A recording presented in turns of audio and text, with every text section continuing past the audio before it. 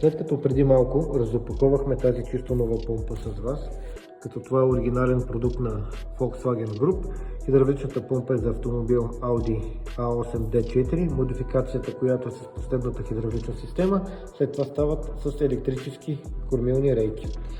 Преди малко ви обясних, че и двете помпи са оригинални за първоначално вграждане, тъй като Bosch отговаря на ZF стандартите за кормилни системи.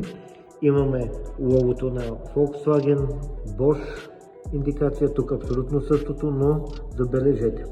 Тук пише Germany. Тук пише Made in Germany, което означава, че помпата е изработена, произведена в заводите на Bosch в Германия. И тя е за първоначално вграждане на техните автомобили от Volkswagen групата. Тук пак имаме оригинален продукт, но забележете, тази е с натурален цвят на алумина. Тук имаме боядисана в черно. Но си имаме оригиналните холограмни стикери. Какво означава? Тази помпа е минала през заводския рециклаж, всички тестове е издържала и е върната обратно в мрежата за продажба.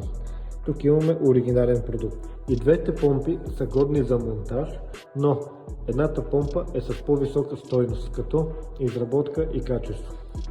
При тези помпи сме имали случаи, в които да дефектира още при монтажа или в много кратък срок след монтажа на помпата, но това е свързано с други износени проблеми, които дори и в завода не могат да ги анализират и да ги предположат, че ще се случи, но за това нещо ще направя друго видео. Основното нещо, което исках да ви обясня, е местата, в които са произведени помпите.